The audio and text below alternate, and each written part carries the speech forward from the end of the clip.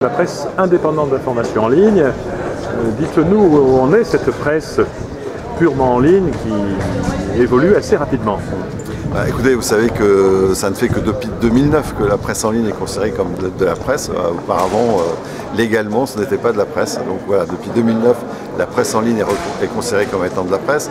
Et nous représentons un syndicat qui rassemble ce qu'on appelle les pure players, c'est-à-dire les sites de presse qui ne sont qu'en ligne, qui n'ont pas de version papier, ou qui peuvent avoir une version papier, mais moins présente en tous les cas que la presse traditionnelle qui, elle, fait une transition, alors que nous sommes nativement Internet.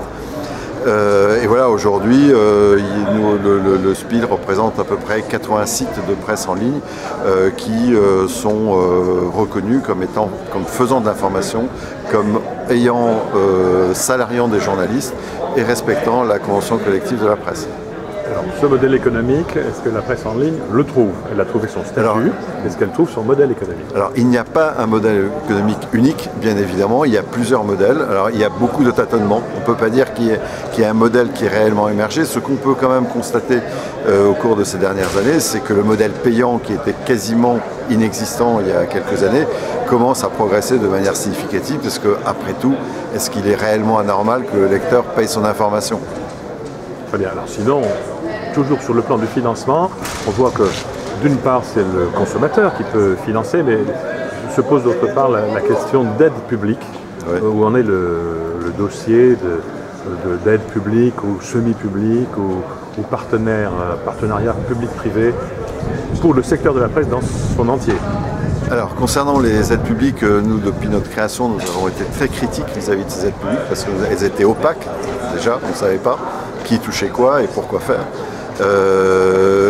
On a considéré également qu'elles étaient inefficaces et qu'en plus elles étaient essentiellement consacrées à quelques gros titres de presse et que l'ensemble de la presse ne pouvait pas en profiter. La première chose que nous avons demandé, c'était la mise en place d'une transparence des aides à la presse, et la représentante du ministère de la Culture qui était là ce matin nous a confirmé que désormais toutes les aides seraient mises en ligne éditeur par éditeur, projet par projet, à partir de cette semaine. Donc pour nous, c'est une grande victoire, parce que c'est à partir de cette transparence qu'on peut le travailler qu'on peut évaluer les aides. Est-ce qu'elles donnent des résultats, elles ne donnent pas des résultats, est-ce qu'elles sont réparties équitablement ou pas. Donc ça, c'est le premier combat que nous avons emporté.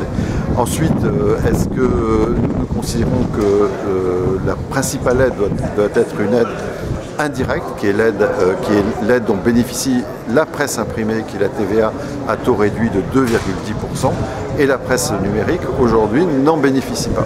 Ce que nous demandons, c'est que la presse papier comme la presse numérique ait un taux de TVA unique qui est à 2,10 et que tout le monde soit à égalité, d'autant plus que la presse papier fait également de plus en plus de numérique et de plus en plus de numérique payant, et donc est confrontée exactement aux mêmes problématiques que nous. Ensuite, je pense que nous devons gagner quelques autres batailles sur l'égalité. Le système de distribution des aides n'est pas réellement équitable et égalitaire. Et donc voilà, nous bataillons là-dessus. Nous essayons de convaincre d'un côté les pouvoirs publics, mais aussi le nouveau fonds privé qui vient d'arriver sur le marché, si je peux dire, qui est le fonds Google Association IPG. Et là, nous avons un double problème avec ce fonds-là. Nous ne sommes pas contre le principe du fonds, on s'entend bien. Nous pensons que si Google souhaite aider la presse, c'est une noble entreprise et qu'il faut la soutenir. Par contre, nous sommes contre à la fois le périmètre, puisque ce périmètre IPG, donc d'information politique et générale, ne concerne que 160 sites de presse aujourd'hui. Tous les autres n'ont pas droit aux aides du fonds Google. Donc ça crée des distorsions de concurrence énormes. Et puis nous avons un problème au niveau de la gouvernance de ce fonds, puisque ce fonds, nous avons demandé à y être représenté, puisque c'est le conseil d'administration qui attribue les aides, pour savoir comment ça se passe, pour savoir si là aussi ça se passe de manière équitable, transparente, etc. Et que nous n'y avons pas droit. Et donc, en fait, d'une certaine mesure, les gens qui vont distribuer ces aides sont ceux qui vont les recevoir. En grande partie, pas totalement, mais en grande partie. Et donc voilà, c'est ça qui nous pose problème. Mais j'étais très heureux que le représentant du fonds Google soit venu ce matin expliquer sa position et expliquer notamment aussi ce qu'il entend par innovation, qui reste un concept qui est un peu difficile à définir. Très bien. Donc le combat continue, rendez-vous en 2014. Rendez-vous en 2014 avec plus d'adhérents et probablement énormément de changements dans le domaine de la presse numérique. Très bien, merci.